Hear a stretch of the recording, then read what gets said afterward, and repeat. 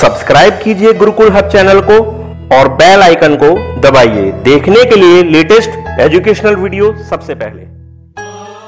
Hello guys, YouTube के Gurukul hub channel में आपका स्वागत है और आज हम बात करने वाले हैं गुप्त काल की। गुप्त काल से रिलेटेड एक वीडियो मैंने आपको प्रोवाइड करा दी है। उसमें मैंने श्रीगुप्त से लेकर चंद्रगुप्त, द्वितीय, विक्रमादित्य के तक के बारे में बता दिया था और आज की इस वीडियो में बात करेंगे कुमारगुप्त प्रथम और स्कंदगुप्त की और गुप्त काल से रिलेटेड कुछ महत्वपूर्ण तथ्यों के बारे में। ठीक है, तो स्टार्ट करते हैं गुप्त काल में कुमारगुप्त प्रथम से। तो कुमारगुप्त प्रथम का जो शासन रहा था वो रहा था 413 ईस्वी से 455 ईस्वी तक। चंद्रगुप्त, द्वितीय, विक्रमादित्य के बाद गुप्त साम्राज्य का शासक कुमारगुप्त प्रथम को ही बनाया गया था। इन्होंने जो उपाधि धारण की थी वो उपाधि थी महेंद्रादित्य की। ठीक है, वैष्णव धर्म के अनुयायी थे लेकिन धर्म सहिष्णुता की नीति का पूरी तरह से पालन किया था। कोई भी छुआछूत, जाति पाति का इन्होंने पूरी तरह से धर्म का विरोध किया था, सबको एक मानकर कार्य किया था।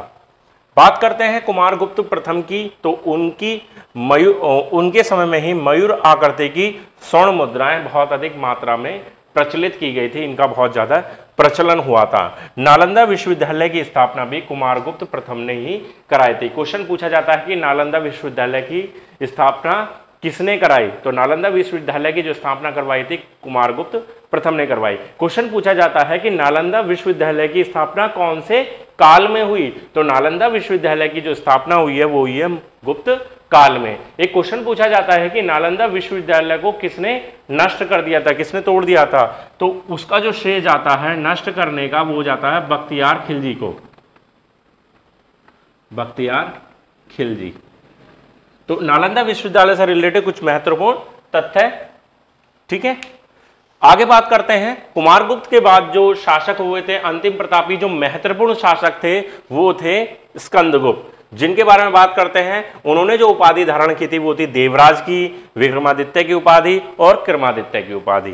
बात करते हैं स्कंदगुप्त की, तो उन्होंने जो मौर्यों के द्वारा जो झील बनवाई गई थी, मौर्यों के द्वारा झील बनाई गई थी, सुदर्शन झील का जीर्णोद्धार करवाया था। मतलब उसको दोबारा से ठीक कराया था, मतलब जो भी उसमें कमियां हो गई थी, टूट फूट हो गई थी, उसको ठीक कराया था। सुदर्शन झील का जीर्णोद्धार करवाया था किसने? स्कंदगुप्त ने, गुप्त वंश के अंतिम प्रतापी शासक ने। ठीक है, बात करते हैं पूरे गुप्त काल की, गुप्त साम्राज्य की, तो वहां से कुछ महत्वपूर्ण तथ्य निकलकर आते हैं कि इस काल के अंदर जो उपाधि दी जाती थी या जो शासकों को कहा जाता था वो कहा जाता था परमेश्वर, महाराजाधिराज या परम भट्टारक नामक नामों से संबोधित किया जाता था शासक को। बात करते हैं अजंता की गुफाओं की चित्रकारी। अजंता की गुफाओं की चित्रकारी को देखकर साफ पता चलता है कि गुप्त काल के अंदर जो कला थी, कला को बहुत ज्यादा महत्व दिया जाता है। ठीक है, उसका सीधा प्रमाण जो मिलता है हमें अजंता की गुफाओं को देखने से मिलता है। बात करते हैं हिंदू, बौद्ध तथा जैन साहित्य की रचना भी गुप्त काल में ही की गई थी। रामायण महाभारत का जो वर्तमान रूप है वो इसी काल की ही देन है। गुप्त काल में ही रामायण और महाभारत को जिस तरह से आज हम देखते हैं वो जो रूप मिला था वो गुप्त काल में ही मिला था। इस काल के अंदर कालिदास नामक कवि हुए जिन्होंने मेघदूतम, अभिज्ञान शाकुंतलम, ठीक है, और आपका ऋतु संहारम, ठीक, इस तरह के नाटकों की रचना की थी, इस तरह की रचनाएं की थी, तो वो भी गुप्त काल से संबंधित हो जाते हैं। बात करते हैं शूद्रक की मृच्छकटिकम, विशाखदत्त की मुद्रा राक्षस और चंद्रगुप्तम कुछ प्रमुख रचनाएं हैं जो गुप्त काल से ही संबंधित हैं। आर्यभट्ट ने सूर्य सिद्धांत दिया था। उस सिद्धांत में क्या था कि पृथ्वी अपनी धुरी पर घूमती है। आर्यभट्ट के सूर्य सिद्धांत से ही पता चलता है कि पृथ्वी अपनी धुरी पर घूमती है। ठीक गाइस, अगर आपको ये पॉइंट्स लिखने हो, मैं कुछ बता देता हूं, अलग से लिखे हुए हैं। ठीक है, आप उन्हें नोट कर सकते हैं। जैसे कि बताया कि आर्यभट्ट ने सूर्य सिद्धांत दिया था जिसका पता चलता है हमें कि सूर्य अपनी धुरी पर घूमती है। क्वेश्चन पूछा जाए कि किस सिद्धांत के द्वारा या आर्यभट्ट के किस सिद्धांत के द्वारा पता चलता है कि सूर्य अपनी धुरी पर घूमती है, या सबसे पहले यह किसने बताया था कि पृथ्वी अपनी धुरी पर घूमती है? पृथ्वी अपनी धुरी पर घूमती है, तो वो पता चलता है हमें सूर्य सिद्धांत से, यानी कि आर्यभट्ट ने दिया था।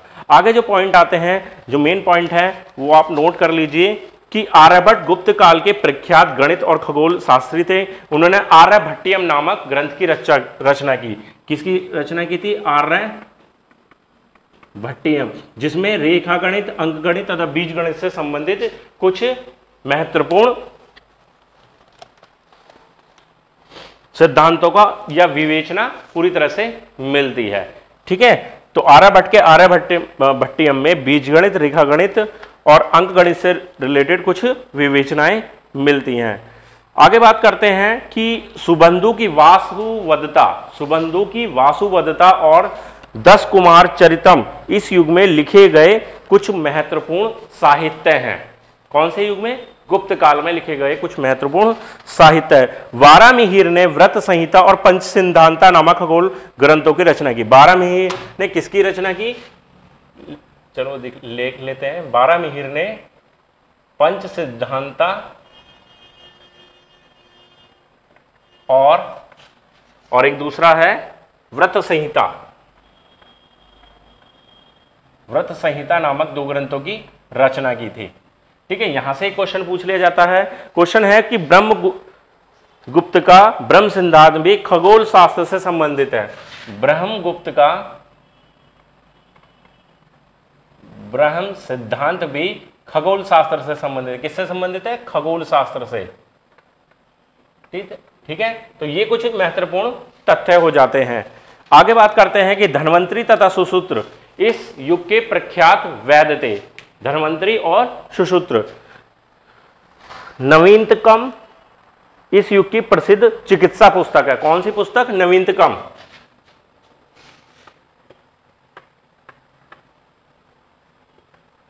प्रसिद्ध चिकित्सा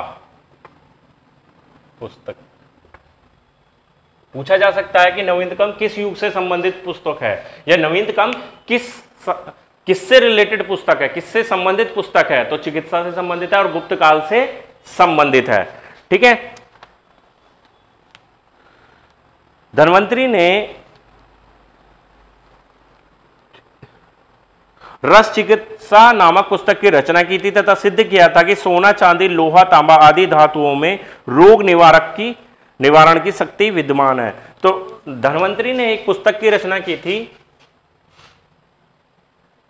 धन्वंतरी ने वो थी रस चिकित्सा, और इन्होंने ही बताया था कि जो धातुएं हैं सोना, चांदी, तांबा इत्यादि, वो उनसे भी रोगों को ठीक किया जा सकता है, या ये धातुएं रोग निवारण के लिए पूरी तरह से कारगर सिद्ध होती हैं। तो गाइस, ये कुछ महत्वपूर्ण तथ्य थे गुप्त काल से रिलेटेड। ठीक है, या 2 शासकों से रिलेटेड, कुमारगुप्त और स्कंदगुप्त से, जो मैंने आपको इस वीडियो के जरिए प्रोवाइड करा दिए हैं। तो इस तरह से आज हमारा गुप्त काल पूरी तरह से कंप्लीट हो जाता है। ठीक है, तो आप इन्हें अच्छे से पढ़ लीजिए। अगर आपको और भी तथ्य मिलते हैं अपनी बुक से, प्राचीन भारतीय इतिहास आप किसी भी बुक से पढ़ते हैं तो बिल्कुल पढ़िए और ज़्यादा से ज़्यादा बेहतर तरीके से समझने की कोशिश कीजिए। ठीक है गाइस, तो अगर आपको ये वीडियो अच्छी लगी हो तो प्लीज़ लाइक करें, शेयर करें, और आपने हमारे चैनल को सब्सक्राइब नहीं किया है तो प्लीज़ हमारे चैनल को सब्सक्राइब करें। धन्यवाद।